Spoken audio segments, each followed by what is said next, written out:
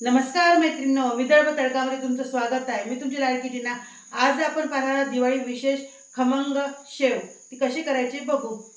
शेव करण्यासाठी लागणारं साहित्य: अर्धा किलो बेसन, मीठ, हळद, तिखट, जिरे, लसूण, ओवा.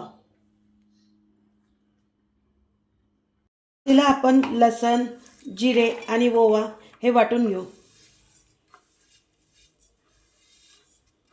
थोडंसं पाणी टाकू आणि वाटून चाळून घेऊ.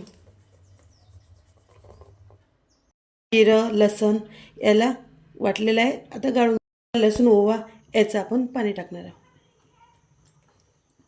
थोडंसं तिखट, हळद, जर मीठ, कडकडीत तेलाचं मोहन. आता हे भिजवून घेऊ.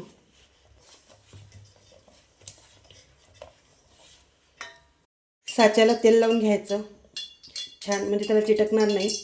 छान प्रकारचं तेल लावून यायला घ्यायचं. त्याच्यानंतर याला सुद्धा तेल लावून घ्यायचं. त्याचा गोळा जो भिजवतो आपण तो पाण्याने भिजवतो.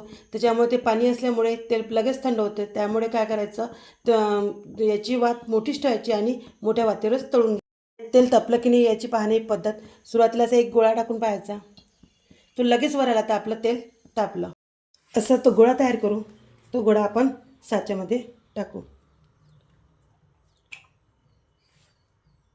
आता आपण तळायला घेऊ.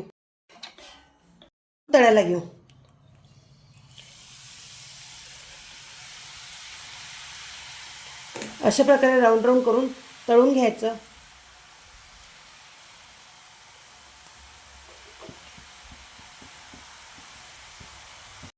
तेल गरम असल्यामुळे बघा किती सुंदर शेव झाली.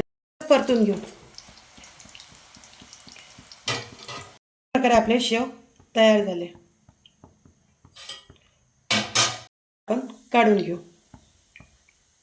अशा प्रकारे आपले लसूणी शेव तयार झालेले आहेत. बघा किती छान झाले, बारीक झाले, छान झाले. बघा किती कुरकुरीत झाले.